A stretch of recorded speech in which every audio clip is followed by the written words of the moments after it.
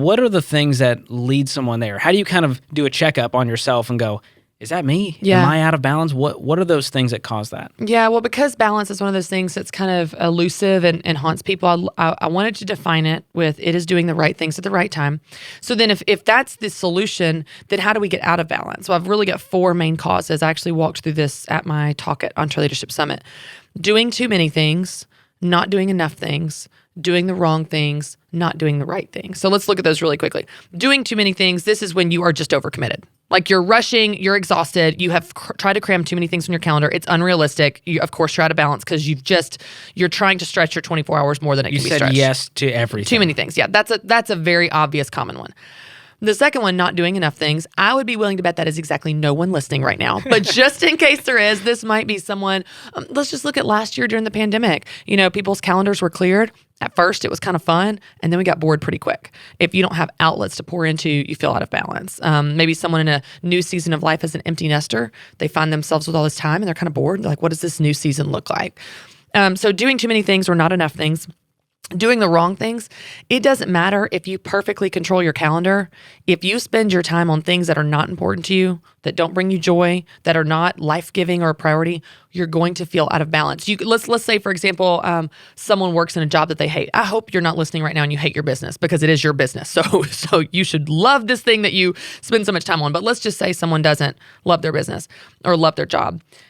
You work way too hard and spend too much of your life doing something that you hate. So of course you're going to feel out of balance, even if you only work a perfect schedule, because a lot of those hours are going to something you don't enjoy. The same would be true for commitments, responsibilities, relationships that drain you. When you spend time on things that are not right for you, you feel out of balance. That one's got to hit a nerve because a lot of leaders are listening going, yeah, I probably should delegate that. And yes, the maintenance mode and the scheduling or whatever it is, it drains my day. It drains my energy. And, we partner with Belay, with all the virtual assistants out there to go, hey, you can actually offload that and get back to doing the things that matter. So I love how that connects to that kind of leadership and delegation to go, this isn't fun for me, and I can move this to someone who actually enjoys doing it and is great at it. So you make up a really good point here, because one of the things I unpack in the book is seasons. And so I used an example in the book of when I had my first child, Carter. I was talking to a friend, and she said, how is it? And I was like, it's so hard. And she said, well, it's hard because you're trying to do everything you did before.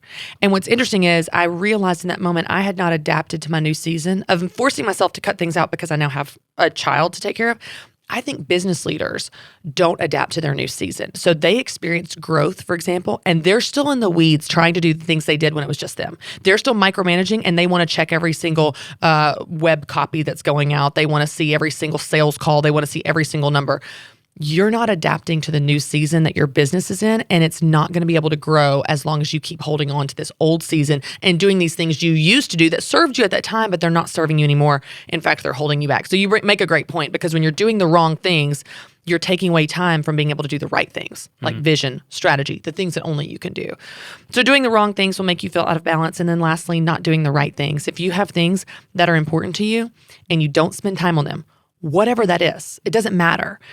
If you don't spend time on them, you will feel out of balance, because there's a disconnect between what you care about and what you spend your time on. And it's this gap that makes you feel anxious and frustrated and exhausted, because you're like, this is my one life. I want to spend it on things that are important.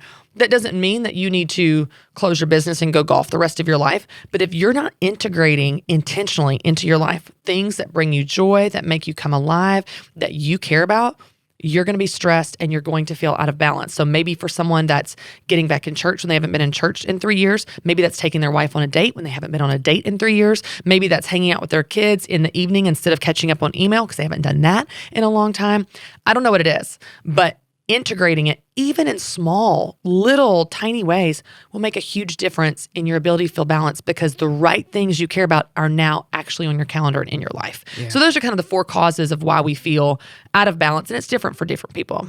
Well, I'm so pumped about your new book, Take Back Your Time. Comes out September 14th. Yep, it's available for pre-sale now, but it'll be in people's hands September 14th. I can't wait for it. And in the book, you walk readers through this 5-step path to balance. Yep. If you're feeling out of balance, this is for you. And the first step you talk about is figure out what matters. So what do you mean by this, and how does someone listening figure out what's the most important to them? Sure. Well, if life balance is doing the right things at the right time, which I believe it is, then you need to know what the right things are.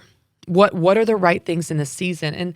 And I talk about priorities in this chapter of the book, but I think people tend to think of priorities as this set it and forget it thing. Like, my priorities are God, other, self in that order.